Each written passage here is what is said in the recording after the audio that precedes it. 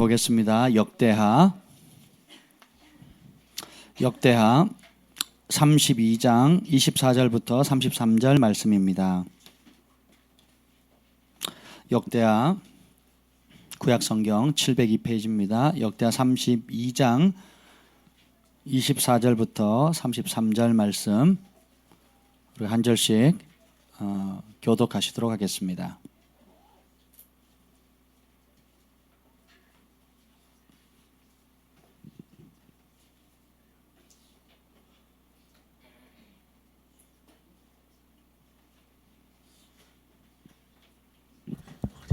다 찾으셨습니까? 네. 그때에 히스기야가 병들어 죽게 되었으므로 여호와께 기도하매 여호와께서 그에게 대답하시고 또 이적을 보이셨으나 히스기야가 마음이 교만하여 그 받은 은혜를 보답하지 아니하므로 전노가 그와 유다와 예루살렘에 내리게 되었더니 히스기야가 마음의 교만함을 뉘우치고 예루살렘 주민들도 그와 같이 하였으므로 여호와의 진노가 히스기야의 생전에는 그들에게 내리지 아니하니라. 히스기야가 부와 영광이 지극한지라 이에 은금과 보석과 향품과 방패와 온갖 보배로운 그릇들을 위하여 창고를 세우며 곡식과 세포도주와 기름의 산물을 위하여 창고를 세우며 온갖 짐승의 외양간을 세우며 양떼의 우리를 갖추며 위하여 성읍들을 세웠으니 이는 하나님이 그에게 재산을 심히 많이 주셨음이며 이 히스기야가 또 기온의 윗샘물을 막아 그 아래로부터 다윗성 서쪽으로 곧게 끌어들였으니 히스기야가 그의 모든 일에 형통하였더라. 그러나 바벨론 방백들이 히스기야에게 자사신을 보내어 그 땅에서 나타난 이적을 물을 때 하나님이 히스기야를 떠나시고 그의 심중에 있는 것을 다 알고자 하사 시험하셨더라. 히스기야의 남은 행적과 그의 모든 선한 일은 아모스의 아들 선지자 이사야의 묵시책과 유다와 이스라엘 열왕기에 기록되니라. 히스기야가 그의 조상들과 함께 누움에 온 유대와 예루살렘 주민이 그를 다윗 자손의 묘실 중 높은 곳에 장사하여 그의 죽음에 그에게 경의를 표하였더라. 그의 아들 므낫세가 대신하여 왕이 되니라. 아멘. 성령님 이 시간에 오셔서 이 말씀을 비춰주시고 이 말씀이 우리의 영혼 육에 생명이 되고 능력이 되고 기적의 원동력이 되게 하여 주시옵소서. 우리의 모든 생각을 사로잡아 그리스도의 말씀에 복종케 하는 은혜가 이 시간에 있게 하여 주옵소서. 예수님의 이름으로 기도합니다. 아멘. 우리 옆에 분들에게 인사합시다. 겸손의 겉옷을 입읍시다. 아멘. 지난주에 우리가 이제 겸손에 대해서 얘기하기 전에 하나님 보시기에 무엇이 교만인가에 대해서 나눴죠. 예, 교만의 정의가 뭐죠? 심플하게 말하면 하나님 말씀을 듣지 않는 거예요. 예, 그러니까 교만은 단순히 나 잘났다라고 하는 차원을 말하는 게 아니라 하나님의 말씀보다 내 생각이 더 뛰어나다라고 생각하고 행동하는 모든 것들입니다. 그래서 하나님 말씀보다 학교에서 받은 교육이 더 뛰어나다고 믿는 사람이 많습니다. 하나님 말씀보다 내가 알고 있는 과학 지식이 더 뛰어나다라고 생각하는 사람이 많아요. 하나님 말씀보다 내가 직장 생활에서 사회생활에서 배운 노하우 그런 것들이 더 뛰어나다고 생각하는 사람이 많아요. 하나님 말씀보다 우리 경상도 사람들 전라도 스타일, 서울 스타일, 강원도 스타일 가문 대대로 배워왔던 그런 내 눈에 흙이 들어가도 이건 양보 못한다 하는 어떤 그런 전통들이 굉장히 많습니다. 심플하게 지방에 가보세요. 적지 않은 그리스도인들조차 예수 믿는 사람들도 손 없는 날에 이사하려고 그러고요. 밤에 손톱 깎으면 안 된다 그러고요. 피리 불면 귀신 나온다 그러고요. 이런 보이지 않는 것들이 굉장히 한 집에 두 종교가 있으면 망한다더라. 이건 성경적이에요. 그래서 저보고 교회를 다니지 말라 그러시더라고요. 그래서 그 진리는 맞는데 이제 부모님이 종교를 바꾸셔야 된다고 제가 그렇게 고민해서 한 집에 두 종교가 있으면 망하니까. 그래서 실제로 저희 아버지가 그래서 돌아오셨어요. 정말 아름다운 미신이죠. 저를 너무 핍박하셨는데 저는 바꿀 의지가 없다는 걸 아신 거예요. 굶겨도 안 되고 때려도 안 되고 쫓아내도 안 되고 호접한다 그래도 안 되니까 두 종교 있으면 안 되니까 결국은 뭐예요?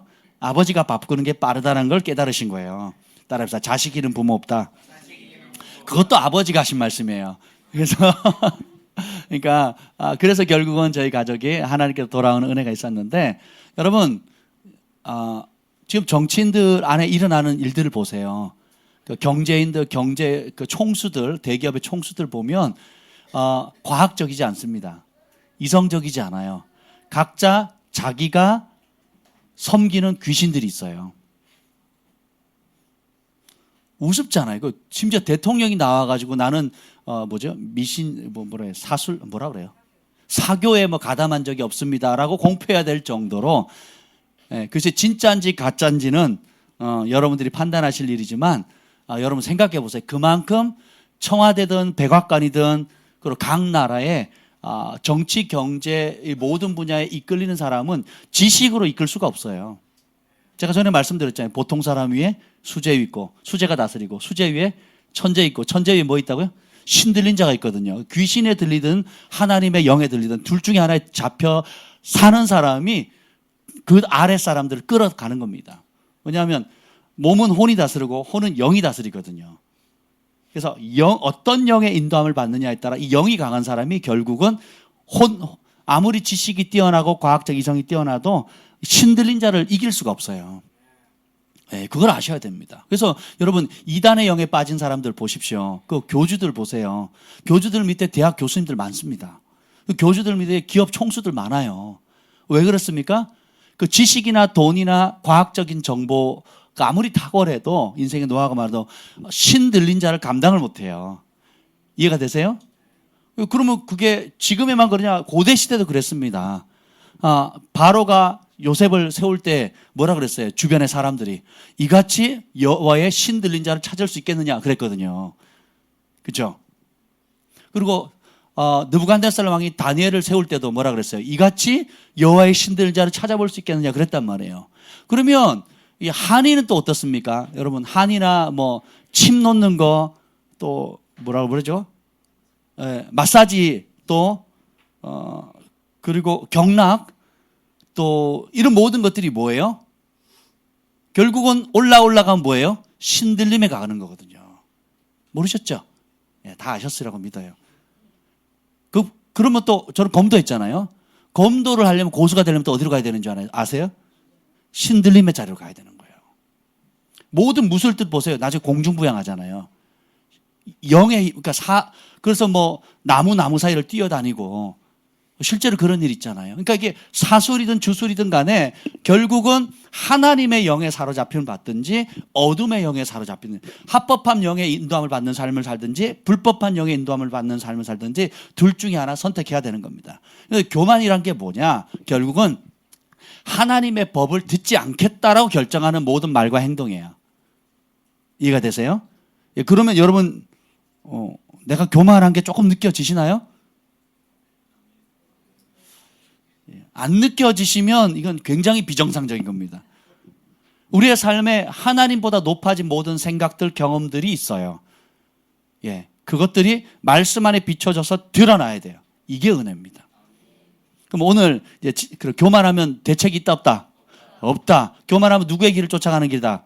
사단의 길을 가는 거다. 그래서 사단과 함께 지옥 가장 아랫목에 따끈따끈하게 있는 길을 가는 겁니다. 그래서 하나님이 성경에 보면 다른 죄에 대해서는 기회를 주십니다. 근데 교만에 대해서는 어떻게 하는 줄 아세요? 교만한 사람들은 어떻게 합니까? 미리암이 니만 선지자냐 모세를 향해서 던지죠. 니만 하나님의 성 들었느냐 하고 덤비니까 하나님께서 미리암에게 무슨 병을 주십니까? 문둥병을 주죠. 하나님 보시기에는 교만이 뭐와 같다고요? 문둥병과 같거든요. 지난주에 배웠던 우시아 왕도 자기가 왕권의 범위 안에 있는 것이 아니라 자신을 왕으로 세우신 분이 누구예요? 제사장으로 세우는 분은 누굽니까? 근데 자기가 왕이니까 모든 걸 다 다스릴 수 있다. 성공했을 때, 따라합니다. 성공한 후에 조심해야 한다.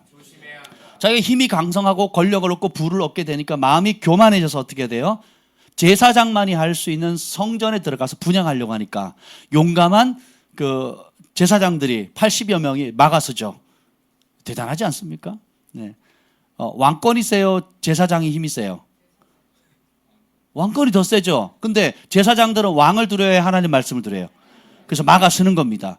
그랬더니 교만하면 뭐도 온다고요? 욕도 온다 그랬죠. 거기서는 수치가 온다는 뜻인데 교만하면 또 욕도 해요. 그래서 어떻게 됩니까? 제사장들이 막으시니까 감히 네가 왕권을 도전해? 짐이 왕이다. 뭐 그런 얘기 많이 있잖아요. 짐이 왕이다. 그러면서 우시야 왕이 분을 발하는 순간에 뭐가요? 화를 내는 순간 어떻게 됩니까? 문둥병이 발하게 돼요. 어디에? 이마에. 어디에 문둥병이 발하는가를 잘 보셔야 돼요. 이마에. 잘못된 생각을 가지고 있다는 겁니다.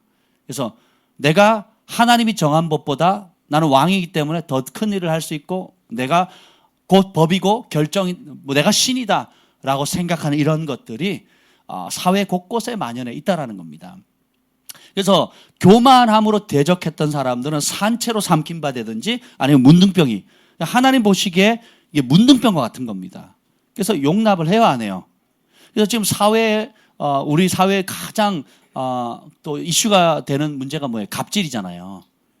갑질이 뭐예요? 갑질을 하는 사람은 갑질을 당했던 사람들이 많아요. 어릴 때 상처를 많이 받은 사람, 예를 들면 알코올 중독자 밑에 자란 사람은 내가 우리 아버지처럼 술 마시나 봐라. 그러면서 어떻게 해요?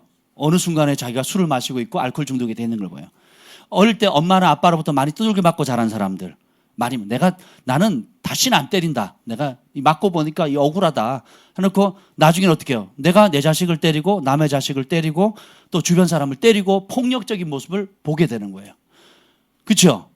또 나는 우리 아버지처럼 절대로 내가 집안에 돈 한 푼 안 갖다 주면서 막 남한테는 잘하고 흥청망청 쓰고는 월세도 못 내게 하고 그래서 막 도박기질에 막 아무데나 막 펑펑펑 쓰고는 집안에는 땡전 한 푼을 안 갖다 주고 오히려 있는 통장에 있는 돈 발견하면 다 빼가는 이런 건달. 그죠? 이런 어떤 걸 보고 자란 아이들이 어떻게 해요? 나는 다시는 저렇게 안 한다 그러놓고 어떻게 해요? 통장에 잔고도 없고요. 카드 빚 있고요. 그리고 어떻게 해요? 허례와 허풍이 심하고요. 그리고 늘 빚진 삶을 삽니다. 돈이 들어와도 엉뚱한 데 펑펑펑 쓰고 진짜 중요한 일에 못 써요. 진짜 자기를 사랑해주는 어머니 아버지 앞에 감사를 못하고 어떻게 해요? 남한테 자기 윗사람들한테 잘 보이기 위해서는 돈을 막 펑펑펑 쓰는 겁니다. 그래서 어떻게 해요? 가난이 악순환되는 거예요. 이게 결국은 뭐냐? 복잡한 것 같아도 심플합니다. 내 생각이 하나님 말씀에 복종하지 않아서 그래요. 그걸 가리켜서 뭐라 그래요? 교만이라 그러는 겁니다.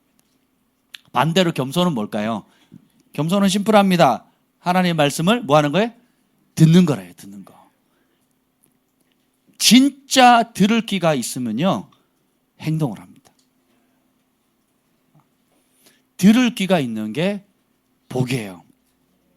요시야 왕이 성전에서 잃어버린 하나님의 율법을 성전을 청소하다가 재건하다가 아주 오랫동안 잊어버렸던 율법을 발견하고 그걸 낭독합니다. 그리고는 막 가슴을 찢지요.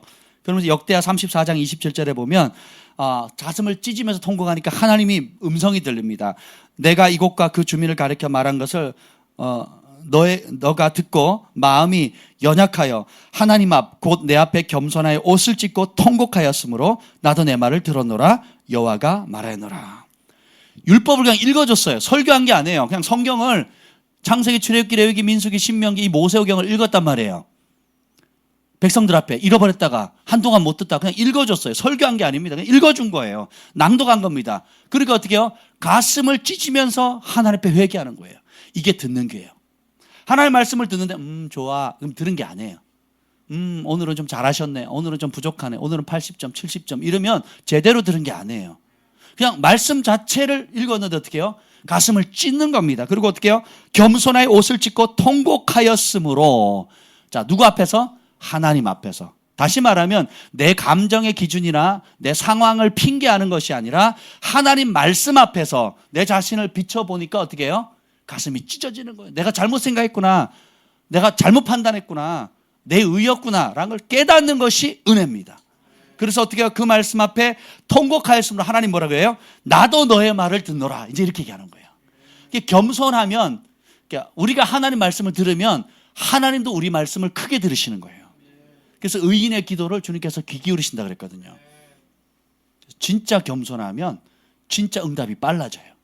그러니까 우리가 기도할 때에 왜 응답이 더디거나 혹은 전혀 응답이 없는 듯한 그런 것들이 많잖아요. 여러 가지 이유가 있는데 욕심으로 구한다 그러는데 그 말의 이유는 뭐냐면 하나님의 말씀의 기준에 합당하지 않는 걸 구하는 거예요. 마치 자녀가 독을 달라고 하는 것과 똑같아요. 그러니까 하나님께 주실 수 있어요, 없어요? 그런 거 독을 달라고 계속 기도하면서 뭐라 그래요? 하나님 응답하지 않냐고. 내가 이렇게 금식하는데, 내가 이렇게 기도하는데, 내가 이렇게 울며 부르짖는데 왜 응답하지 않냐고. 왜 하나님 때가 됐는데 나를 안 세워주시냐고. 때가 됐는데 왜? 나 준비됐어요. 우리 김재원 목사님이 10년 동안 하나님께 연단받고 나서 나 때가, 하나님, 성령님이 10년간 기다리라 그랬거든요. 10년간 침묵하라 그랬거든요. 10년간 침묵하면서 기도하면서 기다렸는데 나 10년 기다리고 너무 힘들었어요. 그랬더니 성령님 뭐라 그러세요?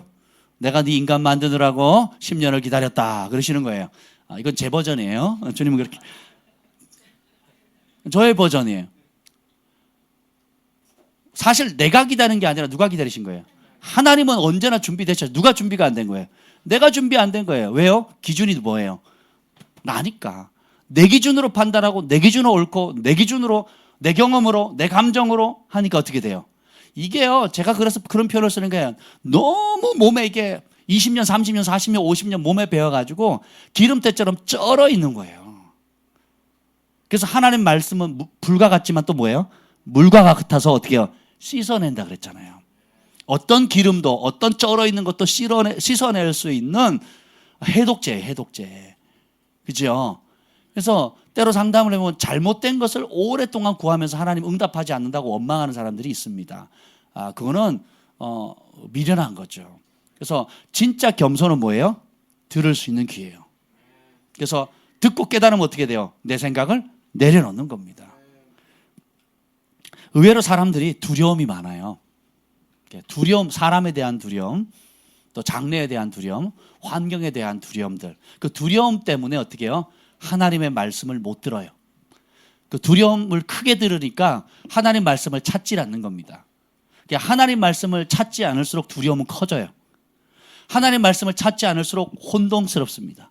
반대로 하나님 말씀을 찾을수록 명료해져요. 분명해집니다. 그리고 어떤 상황에서든지 해답이 나오게 되는 거예요. 이것이 은혜입니다. 그래서 여러분들이 하나님 말씀을 가까이 하면 할수록 지혜가 오는 거예요. 가까이 하면 할수록 분별력이 오고 하나님 그 말씀 그 자체가 우리의 심령 폐부를 찔러 쪼개는 겁니다. 이것이 굉장히. 그래서 제가 가끔 이제 성경 통독하는 시간을 갖게 되면 그냥 막 빨리 있잖아요. 그때 에스겔 병들어 죽게 되었으면 여호와께서 기도하면 여호와께서 그러게 뭐 이렇게 읽잖아요. 안 해보셨어요? 우리도 한번 해보죠. 뭐 3일 만에 뭐 통독하고 뭐 일주일 만에 뭐 이렇게 읽거든요. 이렇게 읽어요, 진짜로. 그럼 이렇게 읽는데 우리 전에 순전한 나 때도 해봤는데 제가 잘한다고 칭찬을 많이 받았어요. 근데 그런데 막 그렇게 읽는데 막 눈물이 막 주르륵 나는 거예요, 마치. 그냥 눈물이 막 그냥 주르륵 나는 거예요. 남이 읽든 내가 읽든 상관없어요. 그냥 말씀 자체에 능력이 있는 거예요. 막 눈물이 막 주르륵 나는 거예요. 그 하나님의 사랑, 그리고 나도 모르게 내 영이 막 반응하잖아요. 왜냐하면 온 우주가 뭘로 창조됐어요? 그 하나님 말씀 읽혀지니까 내 육신은 둔감하다 할지라도 내 영은 크게 반응하는 거예요. 심지어 전에 한번 우리가 성경 통독하는 시간 잠깐 가졌는데 초등학교 아이들이 또 그 시간 갖자고 너무 좋다고 그러는 거예요. 어른들은 언제 끝나요? 이런 분위기인데 아이들은 계속 가져요. 계속. 너무 좋다는 거예요. 아이들은.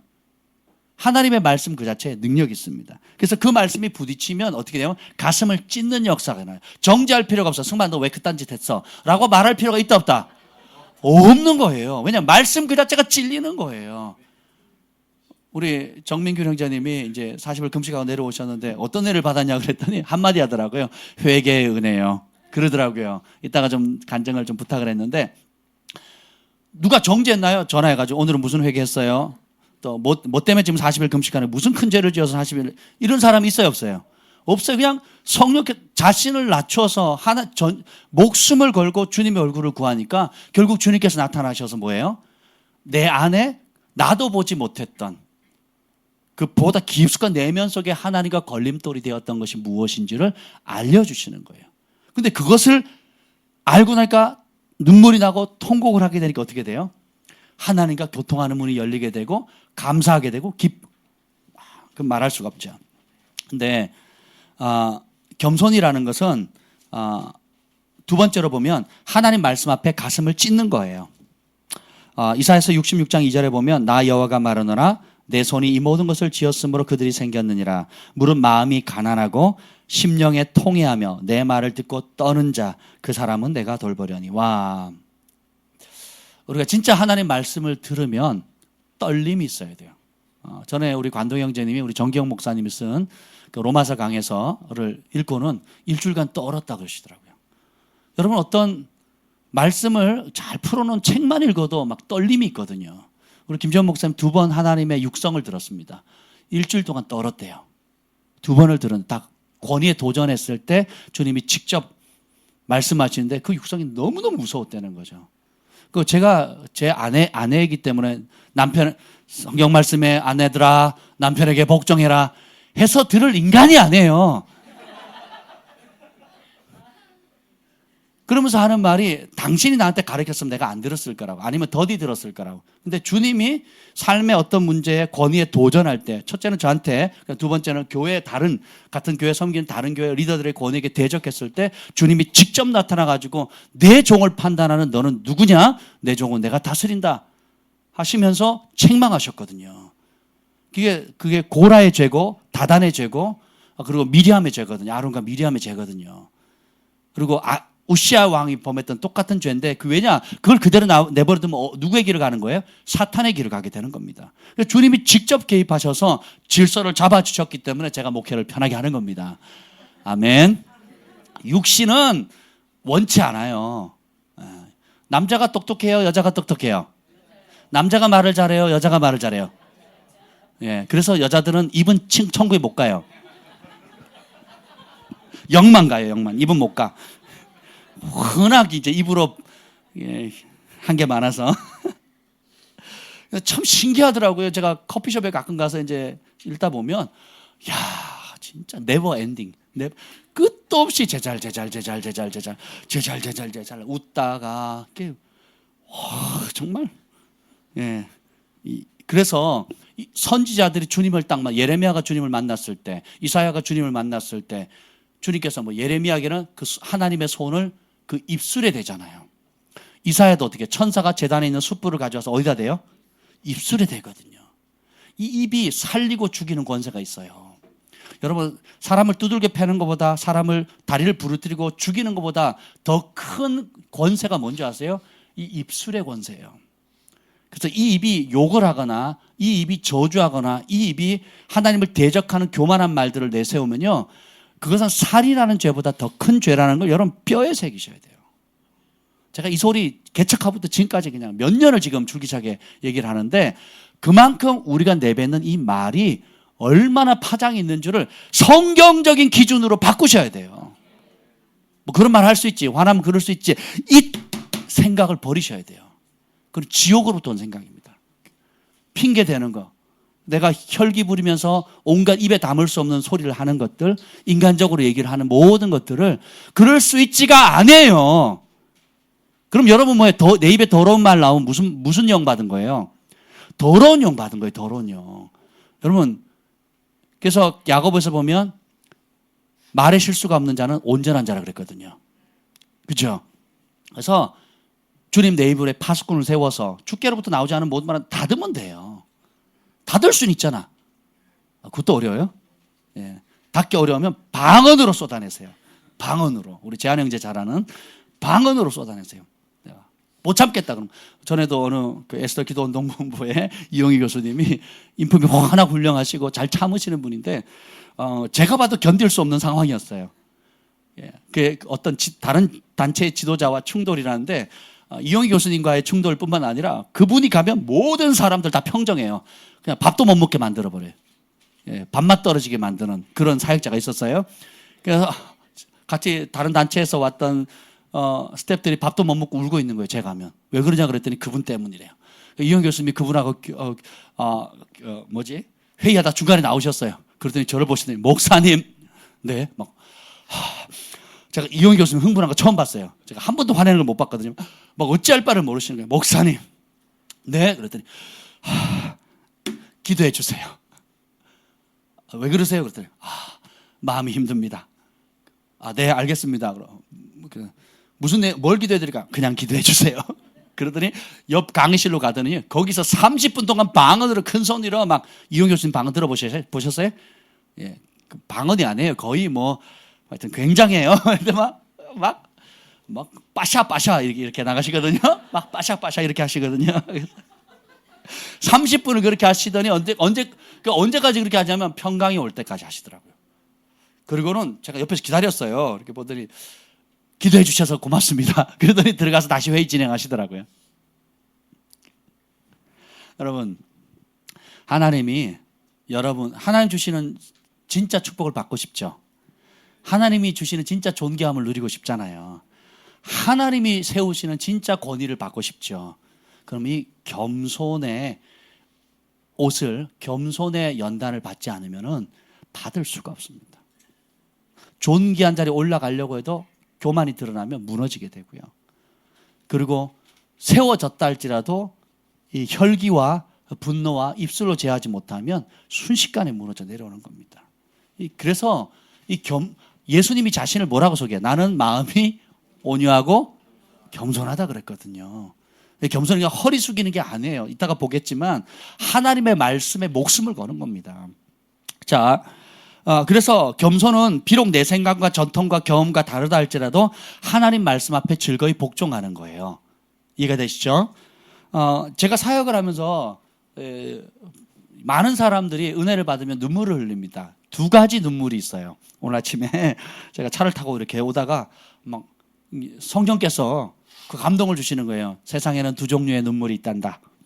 첫 번째가 뭔지 아세요? 그래서 자기 연민의 눈물입니다. 자기 연민의 눈물은 뭐냐면 기준이 자기예요. 그래서 어떤 결과가 나타나냐? 눈물을 흘립니다. 그럼 사람 눈물을 흘리면 우리 한국적 정서에서 우리 특히 이제 내적 치유하시는 분들 사역하면 눈물을 많이 뽑아내거든요. 영혼이 씻어집니다. 좋습니다. 근데 변화가 안 되는 사람들 많이 봐요. 그 내적 치유 집회 와서 막 엄청 우는데 집에 가면 똑같이 싸우고 물론 제대로 된 사람은 그렇지 않지만 상당수의 사람들이 울고는 제자리로 돌아와요. 울고는 또 제자리로 돌아오고 심지어는 더 악해집니다. 그 이유가 뭔지 아세요? 자기 기준의 연민의 눈물이기 때문에 그래서 그 결과는 원망과 탓을 합니다. 그래서 탓을 어떻게 하느냐? 대상만 계속 바뀌어요. 때로는 부모님이었다가 남편과 아내였다가 교회 목사님이었다가 사모님이었다가 또 같이 신앙생활하는 누구였다가 그 화살만 바뀌는 거지 끝도 없이 어떻게 해요? 원망과 탓을. 그래서 누군가는 블레임 할 사람을 찾는 거예요. 누군가는 내가 지금 이런 문제, 내가 이 모양이 된 거는 누구 때문이다? 결국은 다른 사람 때문이라는 거예요. 심지어 하나님 때문이고. 내 잘못 있어요, 없어요? 있긴 있는데 주된 원인은 나예요, 다른 사람이에요? 다른 사람인 거예요. 따라서 내 인생은 나의 선택의 열매예요. 아멘. 내가 지금 기뻐하는 건 누가 선택한 거예요? 내가 지금 우울한 건 누가 선택한 거예요? 내가 선택하는 거예요. 그래서 그 결국은 이 자기 연민의 눈물은 말씀을 대적하는 교만의 자리로 가요. 옆에 분에게 얘기합시다. 눈물에 속지 맙시다. 자, 장자의 축복을 잃어버린 에서가 눈물을 흘리면서 구하잖아요. 할렐루야, 에서가 은혜를 받았어요. 그런 건가요? 장자의 축복을 잃어버린 에서가 울어요. 그 울음의 결과는 뭐예요? 원망과 분노예요. 결국 어떻게 그 분노가 누굴 죽이려고 해요? 눈물을 흘리면 결과가 뭐예요? 동생을 죽이려고 하는 거예요. 이게 자기 연민의 눈물의 파워입니다. 눈물에 속으시면 안 돼요. 두 번째, 왜 이런 일이 생기냐면 자기 감정에 기준을 맞췄기 때문에 그런 겁니다. 그래서 나. 오늘 우리 글파 카톡방에 우리 승만 형제가 스미스 위글스워스 묵상한 내용을 올렸어요. 너무 시기적절한 말 같아서 제가 인용을 했습니다. 대부분의 사람들에게 있는 문제점은 자신의 속을 자신들의 것들로 가득 채워놓았기 때문에 정작 하나님께서 들어가실 공간이 없다는 점이다. 우리 마음 가운데 내 것으로 가득 채웠어요. 그래서 말씀을 들어도 들려요, 안 들려요? 그건 목사님 생각이죠. 현실을 모르는 일이에요. 라고 하면 받아야 안 받아야 돼요? 안 받아요. 졸거나 한쪽 귀로 듣고 흘려보내거나 또 반면에 그 말씀, 어떤 사람은 그 말씀을 듣는데 막 찔려가지고 통곡하고 울면서 바닥에 꼬꾸라지는 사람이 있어요. 아니, 어떻게 똑같은 말씀이 떨어지는데 한 사람은 어떻게 해요? 완고하게 하고 다른 한 사람은 어떻게 해요? 꼬꾸라지는 역사가. 이게 예수님이 말씀을 전할 때도 그랬고 선지자들이 말씀을 전할 때도 그랬어요. 그래서 모든 진리의 말씀이 선포되어지면 그 말씀에 우리에게 찔리는 게 은혜지 튕겨져 나가거나 탁구공도 아니고 탁탁 쳐서 내면 안 된다는 거예요. 그럼 어떻게 해요? 더 깊이 찔리도록 그게 뭐예요? 가난한 마음이고 겸손한 마음이에요. 아멘. 그러면 두 번째 눈물은 뭐냐? 회개 눈물이에요. 회개 눈물. 회개 눈물은 기준이 뭐냐? 내 기준이 아니에요. 내 감정의 기준이 아니라 말씀의 기준이에요. 그래서 탄식과 절규로 말씀 앞에 순종하는 겸손의 자리로 인도하는 거예요. 여러분이 은혜 받고 눈물을 흘렸는데 자, 이번 금요일 날 조이킴 선교사님 간증하셨잖아요. 그 입양의 영, 또 정말 장애아인 줄 알면서도 입양을 해서 원래는 그 아이가 태어나기 전부터 입양하기로 결정을 한 거거든요. 장애인, 여러분 스토리는 얘기는 안 했지만 그 친어머니가 누구냐면 마약 중독에 그리고 길거리를 배회하는 그러니까 주거지가 없는 떠돌아다니는 사람이었거든요. 그 아빠가 누구지도 모르고 그래서 완전히 폐인인 삶의 그런 삶을 살아가는 불황자인데 그걸 알고 어떻게 해요? 입양하기로 결정을 하는 거예요. 쉽지가 않죠.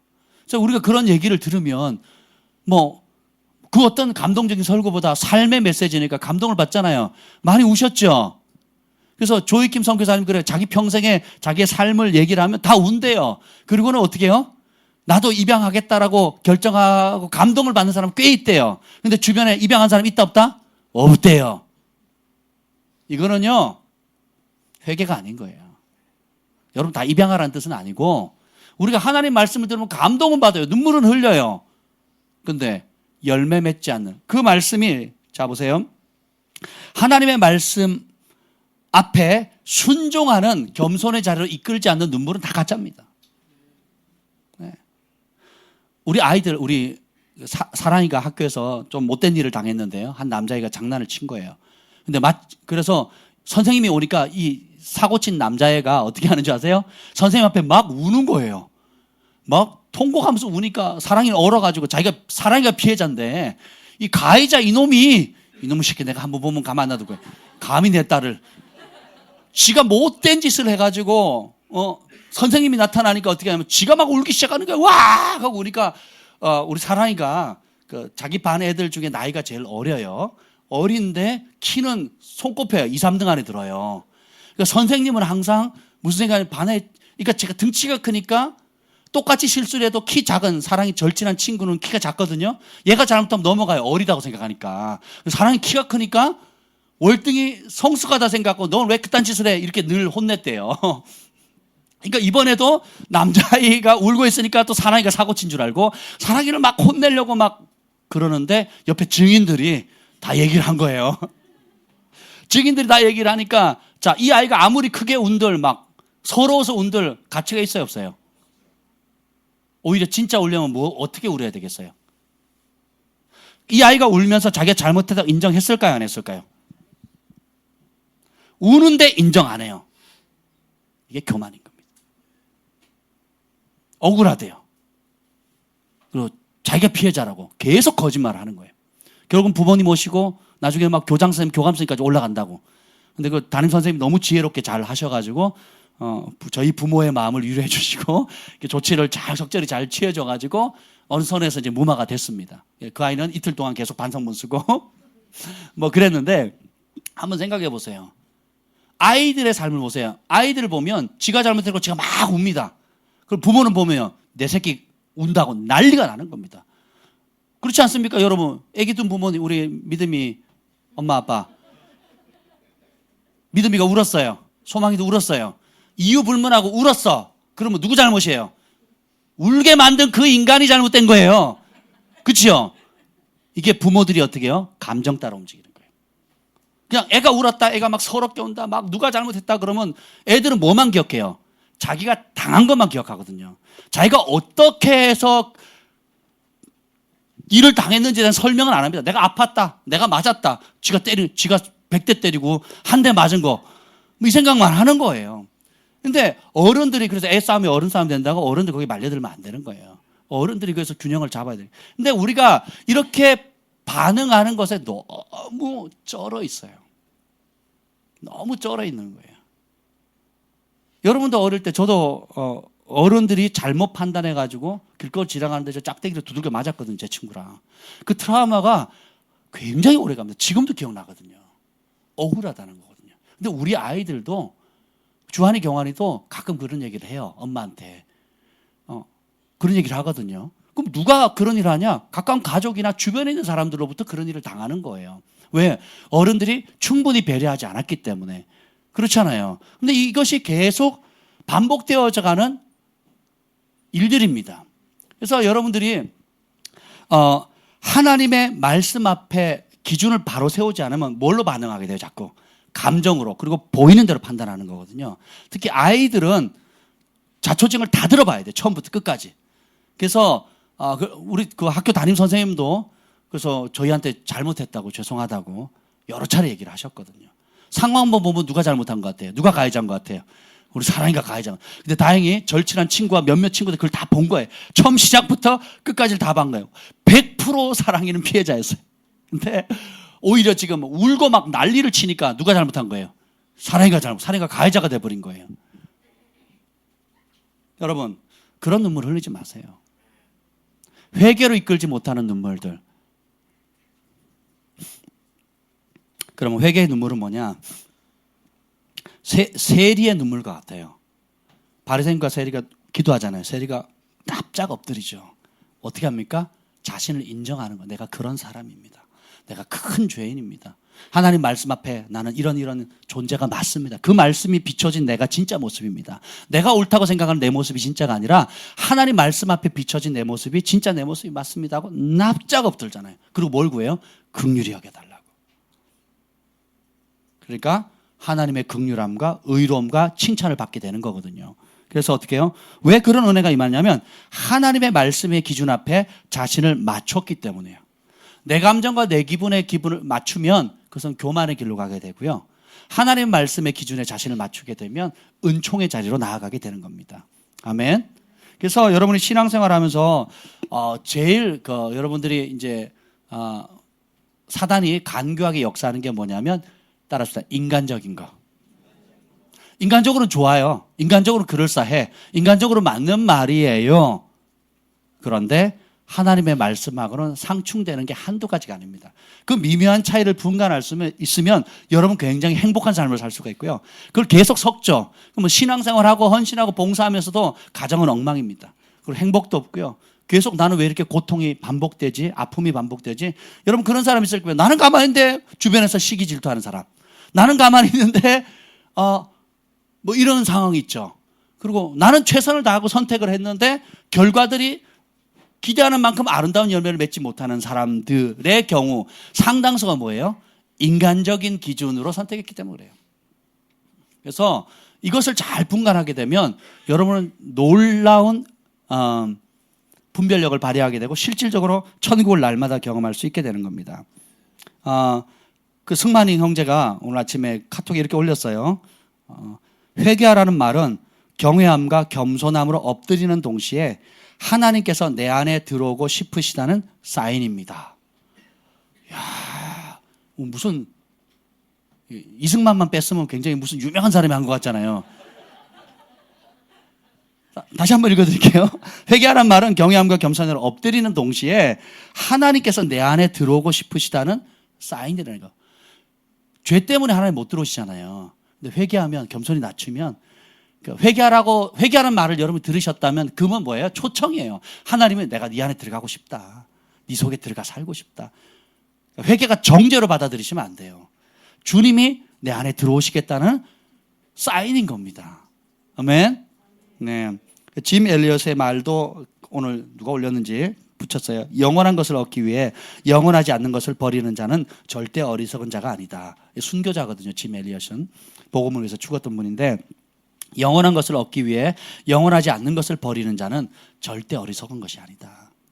여러분 안에 영원하지 않는 것 때문에 얼마나 집착하는 게 많아요. 잠깐 내 기분, 내가 맑고 다른 사람 틀렸다. 하나님 내가 옳잖아요. 라고 하는 나의 옳음을 주장하기 위해서 얼마나 썩어질 것에 많이 집착하고 살아갑니까? 그렇죠? 네. 그래서 여러분은 지금 어떤 눈물을 흘리고 있습니까? 교회에서뿐만 아니라 혼자 있을 때, 또 정말 내 마음의 중심을, 내면을 내돌아볼 때 여러분의 영혼의 신음이 있잖아요.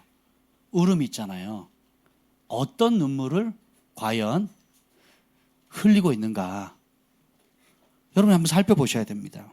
잠언서 15장 31절 32절에 보면 생명의 경고를 듣는 귀는 지혜로운 자 가운데 있느니라. 훈계를 받기 싫어하는 자는 자기의 영혼을 경히 여김이라. 견책을 달게 받는 자는 지식을 얻느니라. 훈계를 받기 싫어하는 자는 자기 영혼을 가볍게 여기는 사람인 거예요. 반대로 견책을 달게 받는 사람, 견책이 책망이거든요. 책망을 달게 받는 사람은 진짜 지식을, 여기 성경에 말하는 지식은 생명 얻는 지식이거든요. 진짜 지식을 누리게 되는 것입니다. 세 번째 겸손은 하나님의 말씀을 기뻐하는 거예요. 이사야 29장 19절에 보면 겸손한 자에게는 여호와로 말미암아 기쁨이 더하겠고 사람 중 가난한 자가 이스라엘의 거룩하신 이로 말미암아 즐거워하리니. 진짜 겸손은 하나님의 말씀을 기뻐하는 거예요. 근데 우리가 우울증이 있는 사람, 특히 자살 충동을 경험하는 사람들, 살 맛이 없는 사람들 있잖아요. 밥맛 떨어진다, 살맛 없다, 죽었으면 좋겠다, 주님 오늘 그나마 이 정도 상태가 양호할 때 오셨으면 좋겠다, 뭐 이런 사람들 있잖아요. 예, 그런 사람들은 특히 왜 그러냐? 하나님의 말씀을 묵상하기보다는 자기를 묵상하는 거예요. 자기 연민이 빠지는 겁니다. 이 자기 연민은 하나님과 원수되는 거예요. 굉장히 위험한 겁니다. 그래서 그것을 대적하고 어떻게 해요? 자기를 묵상하는 걸 기뻐하는 것이 아니라 하나님의 말씀을 묵상하는 것을 즐거워해야 됩니다. 예, 그러면 이스라엘의 거룩하신 이로 말미암아 즐거워. 하박국 3장 16절, 하박국 3장 17절이죠. 너희 하나님 여호와가 너희 가운데 계시니 그가 너로 인하여 기쁨을 이기지 못한다 그랬죠. 하나님 우리를 기뻐하시듯이 스바냐 3장 17절에 뭐예요? 너의 하나님 여호와가 너희 가운데 계시니 그는 구원을 베푸실 전능자라. 그가 너로 인하여 기쁨을 이기지 못. 하박국 3장 10절에 스바냐 3장 10절에 보면 비록 무화과 나무의 비 마르고 포도 열매가 없고 논밭에 소출이 없고 우리의 양떼가 없고 내 마음도 안 알아주고 내 상황도 몰라주고 내가 원하는 대로 되지 않아도 나는 여호와로 즐거워하리. 그러면 주님께서 나의 발을 사슴의 발과 차서 높은 벼랑을 마음껏 뛰어나르게 하신다 그랬거든요. 벼랑을 안 가는 게 아니라, 위험한 벼랑을 피하는 삶이 아니라 아무리 높고 험준한 삶이라도 사슴의 발처럼 날아오르게 만든다라는 거예요. 뭐 하면? 하나님을 나의 방패로 삼는 거예요. 그래서 우리 그리스도인들은 내가 나 자신을 변화할 필요 있다 없다? 없어요. 스스로 자기 자신을 변화할 필요가 없어요. 왜요? 하나님이 최고의 심판자거든요. 제가 그걸 어릴 때 배웠어요. 사역을 하면서 특별히 영적 지도자들한테 제가 억울한 일을 몇 번 당했거든요. 공개적으로. 그러면 그 수치가 교회 전체에 파장이 가는 거예요. 근데 제가 입을 다물었습니다. 그리고 한마디 해서 내가 나 자신을, 나의 억울함을 변화하는 것이 아니라 설명하지 않았어요. 그걸 풀어 쓰지 않고 어떻게 해요? 하나님 앞에 주님 보십시오. 주님 나의 이 억울함에 공의로 판단해 주십시오. 라고 올려드렸더니 하나님이 해결하시니까 그 존귀함은 이루 말할 수가 없어요. 내가 변명하려면 싸워야 되거든요. 내가 옳고 네가 틀렸다는 걸 증명해야 돼요. 여러분이 섬기고 있는 영적 지도자가 틀렸다고 증명하기가 굉장히 어렵습니다. 마치 자식이 엄마가 틀렸어, 아빠가 틀렸어라고 하면 엄마 아빠 기분 좋죠? 우리 자식 똑똑하네. 그래 엄마를 가르치려고 하고 아빠를 가르치려고 아유 다 컸네 이제 출가해도 되겠다 이럴 부모가 몇이나 되겠냐고요. 어떤 전에 형제가 그랬지, 대학원까지 보내고 신학교까지 보냈더니 강도사가 말해 애미를 가르쳐들려고 그래. 이 애미를 가르쳐들려고 내가 그렇게 해서 빗빠지게 이래가지고 내가 말이야 키워놨더니 버릇없게 말이야. 미련한 거예요. 권위자는 존중하는 겁니다. 존중받을 때 알아서 판단하는 거예요. 그리고 더 큰 지혜는 뭐냐면 공의로운 재판장이신 하나님께 맡기는 겁니다. 그래서 심판은 누가 한다고요? 그래서 심판할 권한은 우리에게 누구에게도 준 적이 없다라는 겁니다. 하나님의 손에 맡기는 거예요. 그래서 하나님의 말씀을 진짜 기뻐하셔야 돼요. 여러분이 흘리는 눈물이 내가 말씀을 지키다가 이 말씀 때문에 받는 고난의 눈물이면 기뻐하셔야 돼요. 근데 내 생각, 자기 연민, 내가 자라왔던 상처들, 아픔들, 이런 원망과 불평 때문에 흘리는 눈물이라면 회개하셔야 돼요.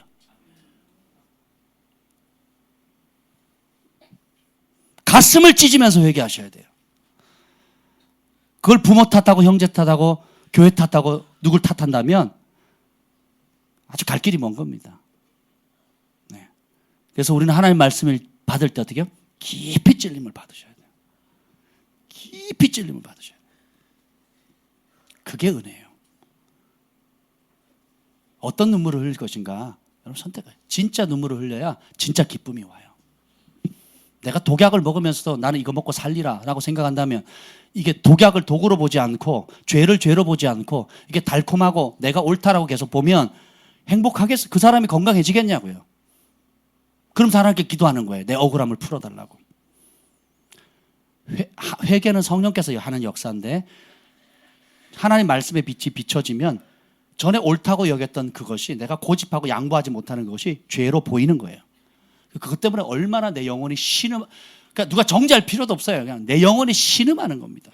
신음하니까 어떻게 돼요? 세리처럼 납작 엎드려서 주님, 딴 말이 필요 있어요, 없어요? 설명이 필요 있어요, 없어요? 없어요. 그냥 어떻게 납작 엎드려서 어떻게 해요? 주님 긍휼히 여겨달라고. 내가 죄인입니다. 하는 세리의 기도가 나올 수밖에 없다는 겁니다. 그러면 어떻게 해요? 진짜 그 죄를 회개할 때 어떻게 해요? 하늘로보다는 진짜 어떤 세상의 것을 빼앗을 수 없는 하늘의 기쁨이 많은 거예요. 진짜 회개한 사람만이 하늘의 평강을 누립니다. 진짜 회개한 사람만이 하늘의 기쁨으로 충만한 거예요. 그러지 않으면요, 분노가 떠나질 않습니다. 혈기, 분노 강한 사람들 있죠? 쉽게 화내는 사람, 그것이 인격이 되어져 가는 사람들, 그런 사람들은 회개하셔야 돼요. 심각하게 하셔야 됩니다. 그 불 때문에 자기도 죽고 주변에 자기가 사랑한다고 행하는 모든 행동, 말 때문에 주변 사람들 다 죽이는 거예요.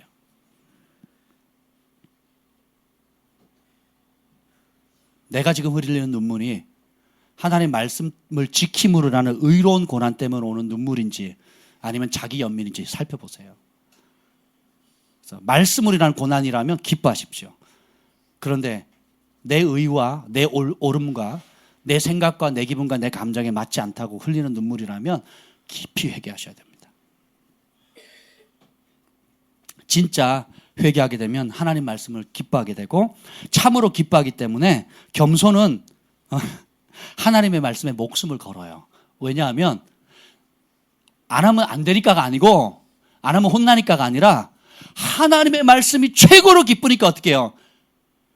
나는 여러분 가끔 그런 인생에 그런 적 없습니까? 나는 이대로 죽어도 좋다. 이대로 여한이 없다. 막 너무 행복했을 때 제가 청혼을 했을 때 우리 집사람 받았을 오케이 했을 때 제가 산호라면 언젠가는 좋은 날도 오겠지. 청혼가를 불렀거든요.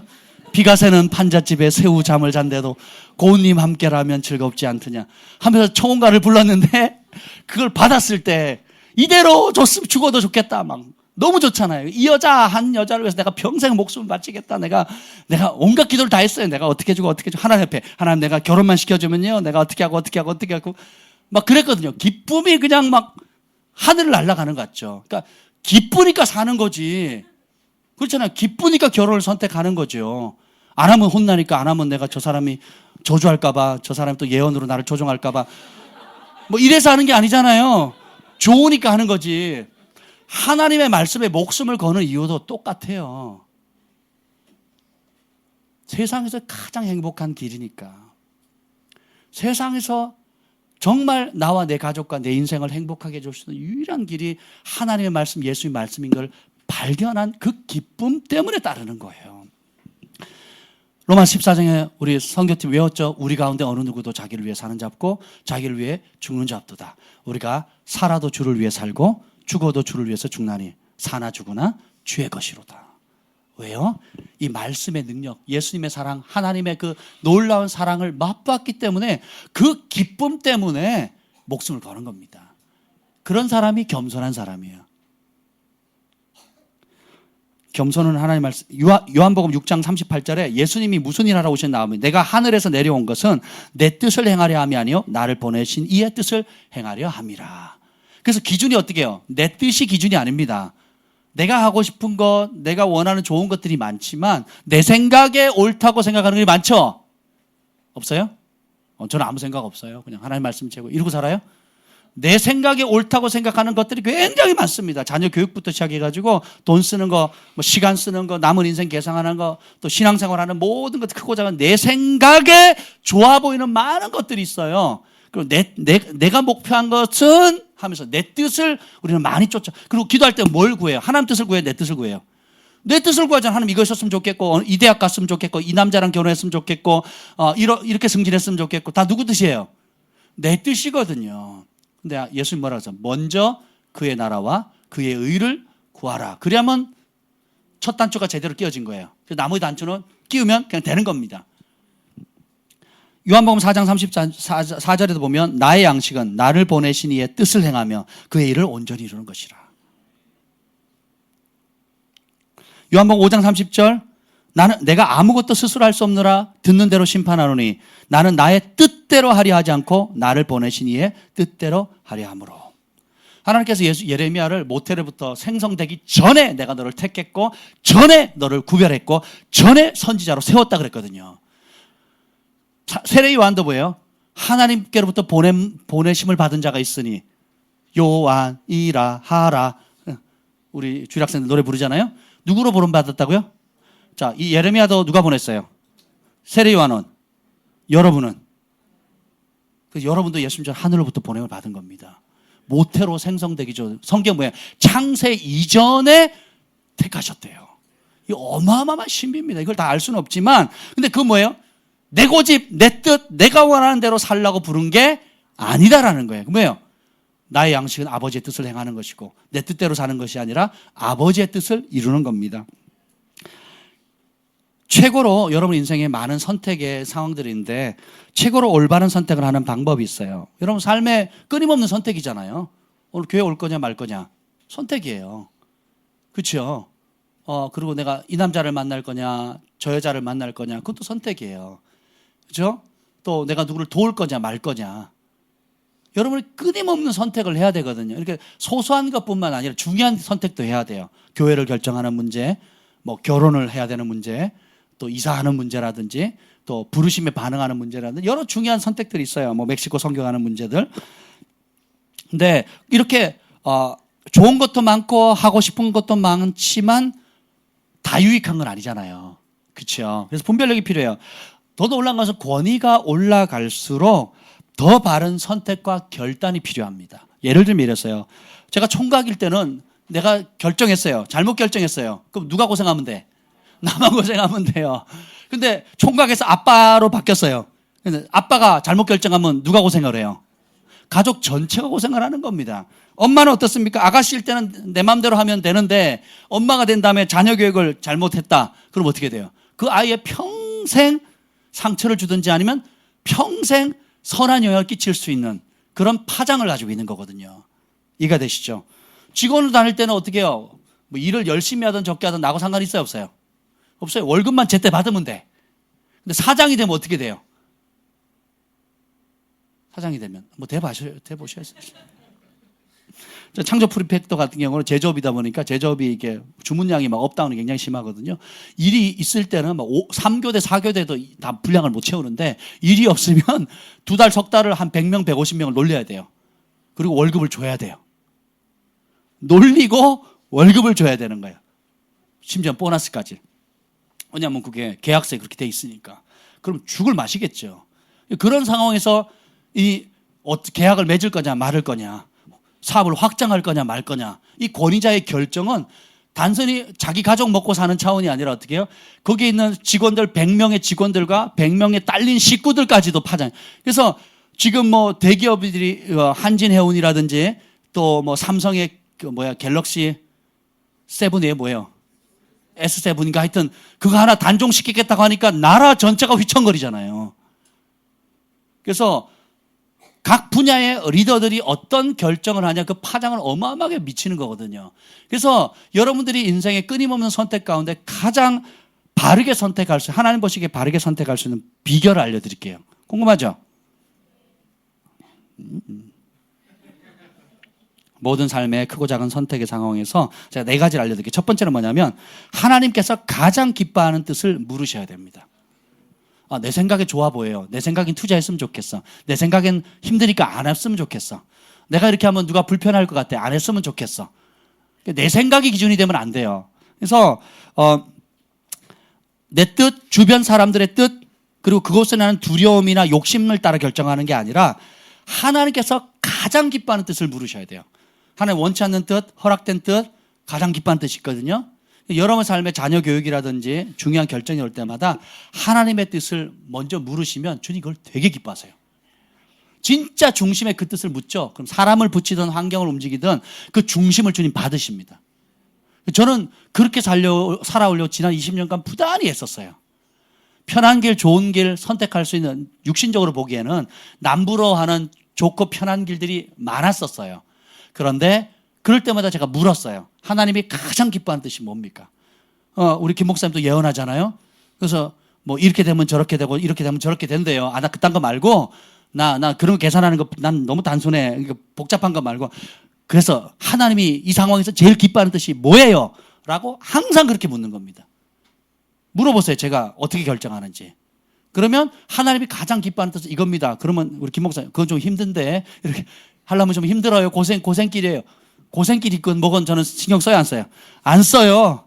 그래서 어떻게 해요? 밴쿠버에 있을 때 그 좋은 환경들, 사회적 영향이나 입지나 이런 걸 다 내려놓고 그냥 빈털터리로 왔잖아요. 우리 장모님 집에 한 지붕 3가정으로 와서 살았잖아요. 제가 장모님 입장에서 얼마나 한심스러웠겠어요. 소위 유학파가 와가지고 빈둥빈둥 놀고 있는 거예요. 1년 동안.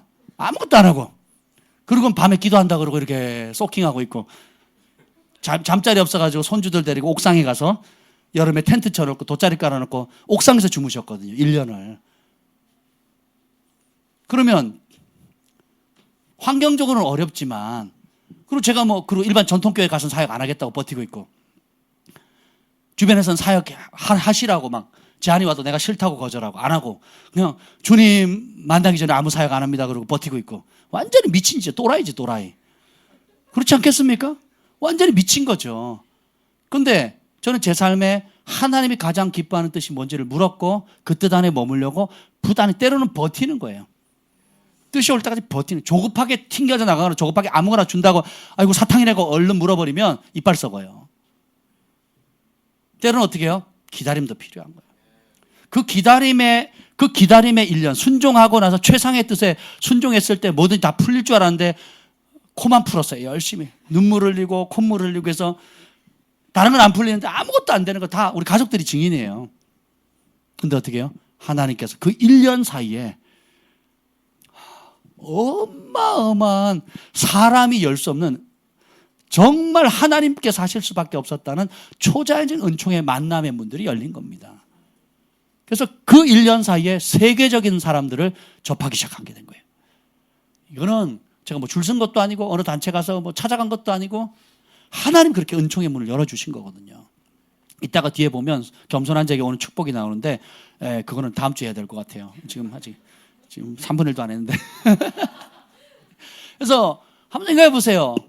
너무너무 그래서 그게 중요하고요. 두 번째, 첫 번째가 뭐예요? 하나님 가장 기뻐하는 뜻이에요. 허락된 뜻이 아니에요. 허락된 뜻을 하면요, 보류예요, 보류. 기다려주는 거예요. 저 못하겠어요. 힘들어요. 조금만 시간 주세요. 하고 기다려주는 거예요. 제가 하나님 은총을 입는 방법을 제 삶을 통해서 배웠어요. 가장 기뻐하는 뜻에 항상 머무는 거예요. 힘들어도 굶더라도 저는 많이 공급 없이 그냥 몇 년을 지내봤기 때문에 사역을 하지 않고 아무 공급 없이 사방의 공급을 다 차단하고 몇 년을 지내봤어요. 그것도 해외에서. 그랬더니 어떤 현상이 생기냐? 진짜 하나님 보내시는 까마귀가 오는 걸 경험하는 거예요.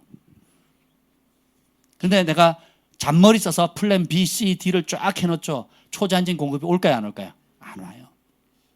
많은 사역자들이 거기서 실패합니다. 많은 믿음의 성도들이 그걸 못 기다리는 거예요. 그러니까 조급하게 어떻게 해요? 사탄이 주는 미끼에 덮서 그 낚싯바늘처럼 당장 필요한 발등에 떨어진 그걸 물어버려가지고 깨어가지고 질질 끌려다니는 겁니다. 좀 낚시를 하면서 참 배우는 것 중에 놀라운 게 뭐냐면 굉장히 큰 고기예요. 가끔 저기 양결 목사님이 큰 고기 잡아서 이렇게 막 올려 사진 찍으시거든요. 굉장히 양결 목사님 그러시면 안 돼요. 맨날 나 데려가신다 그래놓고 안 데려가시고.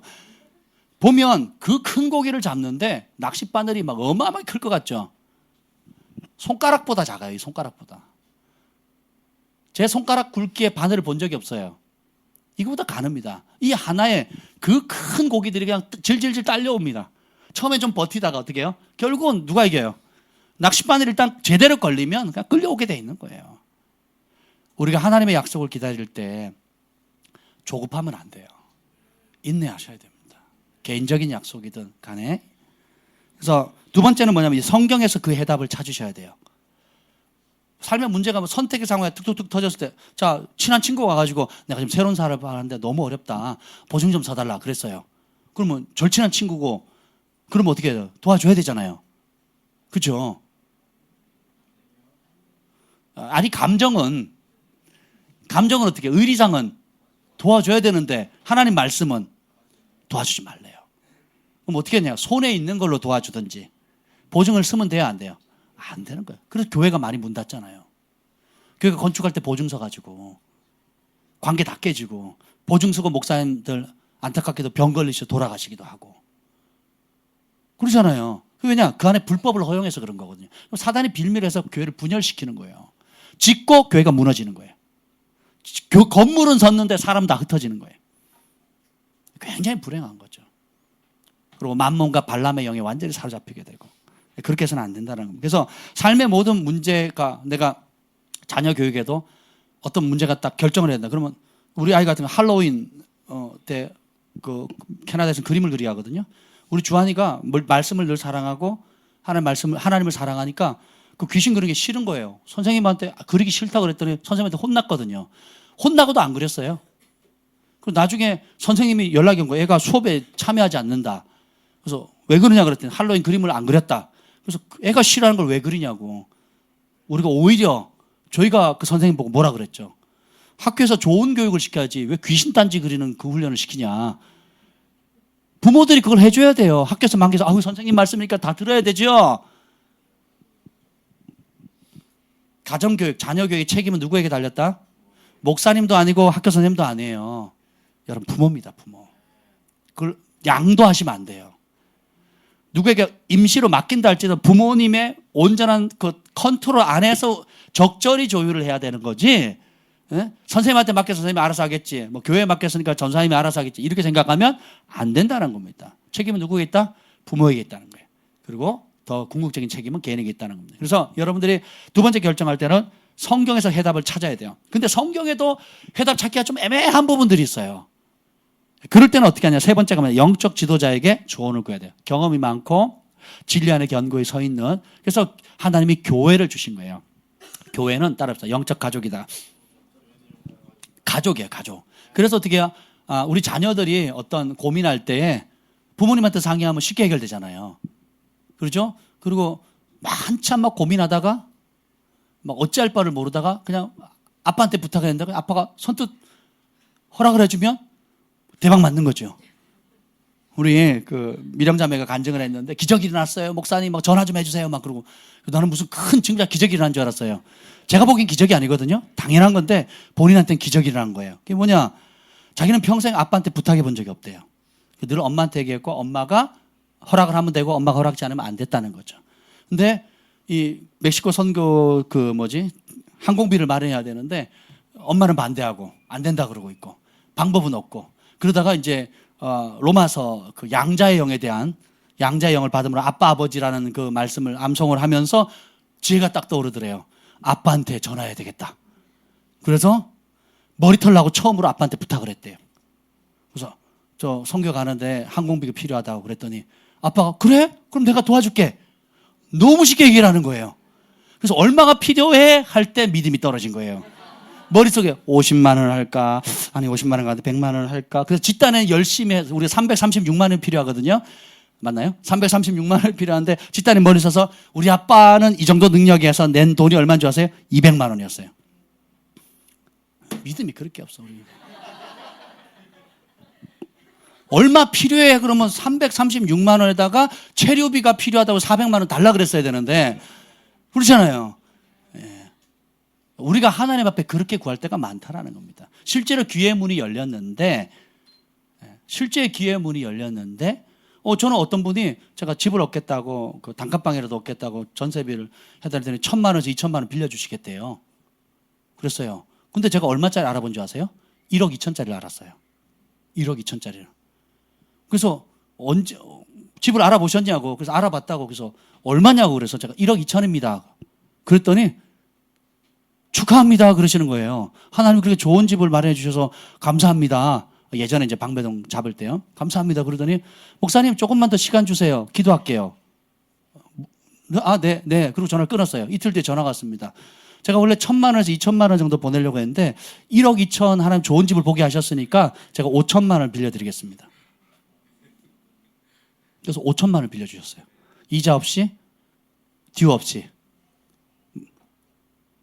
여러분이 그것도 믿음의 법칙이에요. 그래서 제가 그중에 일부는 거의 절반은 다 갚았습니다. 거의 절반 언제 얼마 남지 않았는데 빨리 갚는 게 제 소원인데 아무튼 간에 여러분 생각을 해보세요. 그래서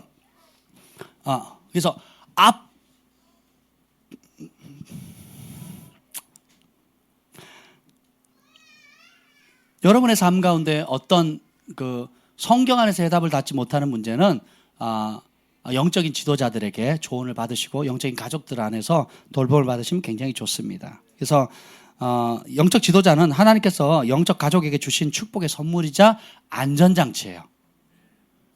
여러분의 부모님이 완벽합니까? 여기 부모님, 내가 자녀를 향해서 나는 완벽하고 온전한 부모다고 그런 자격증을 받고 시작하신 분, 아니면 하다가 따신 분, 앞으로 딸 수 있다고 믿는 분, 아무도 없어요. 불완전한 나 같은 사람을 통해 나 같은 사람에게 저희는 5명의 자녀를 하나님 맡기신 거거든요. 그리고 영적으로 말하면 우리 글파 식구들의 이 수십 명의 사람들을 주님께서 맡기신 거거든요. 왜냐하면 아버지는 완벽해서 자녀를 돌보는 게 아니에요. 어머니도 완벽해서 자녀를 키우는 게 아닙니다. 왜 그런지 아세요? 어머니 아버지의 자격은 사랑하니까 맡기는 거예요. 자녀들은 왜 따릅니까? 부모가 완벽해서가 아니라 사랑하니까, 내가 사랑받는 존재라는 걸 아니까 따르는 겁니다. 논리적으로 이해되고 이성적으로 동의될 때만 따르는 게 아니에요. 자, 봅시다. 다윗은 그 세 번째까지 했죠. 네 번째는 뭐냐면 성령의 음성과 마음의 평강이 올 때 결정하셔야 돼요. 자, 첫 번째가 하나님 가장 기뻐하는 뜻을 물어야 되죠. 두 번째가 뭐예요? 성경에서 해답 다 찾으셔야 되죠. 그래 답이 안 오면 세 번째 영적 지도자에게 조언을 구해야 되고, 네 번째는 성령의 음성과 마음의 평강이 올 때 결정해야 돼요. 성령께서는 신약의 성령님은 우리 안에 내주하는 성령님이시고 세미한 음성으로 감동을 주시는 분이세요. 그래서 여러분들이 거룩한 상상력, 죄가 없이 회개하고 이 마음을 청결한 상태에서 주시는 감동들이 있거든요. 그러면 그것이 성령님으로부터 오면 평안합니다. 성령님이 기뻐하지 않는 일을 하게 되면 불안하거나 초조하거나 확신이 없어요. 그래서 최종적으로 내 마음에 평강이 옵니다. 오해하지 마셔야 돼요. 내가 해야 되는데 하기 싫어서 마음이 불안할 때 있잖아요. 분명히 하나님 뜻인 줄 아는데 듣기 싫은 거야. 하기 싫은 거야. 그러니까 어떻게 해요? 마음이 불편한 거. 이것도 사인이에요. 이해가 되시죠? 네. 누구를 도와라 할 때 첫 번째 딱 들어오는 액수가 있잖아요. 안 떠오르세요? 누구를 딱 도와라 그러면 첫 번째 딱 떠오르는 액수가, 그게 성령님 주시는 거예요. 근데 대부분 우리가 어떻게 그다음부터 계산하잖아요.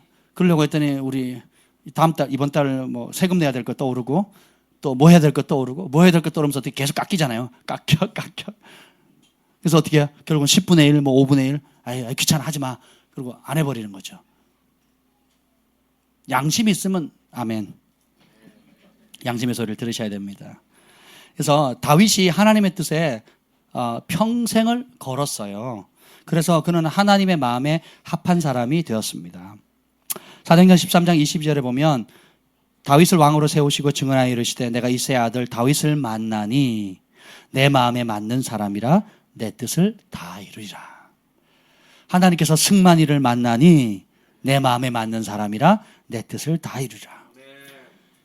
하나님이 우리 진이를 만나니 내 마음에 맞는 사람이라 내 뜻을 다 이루리라.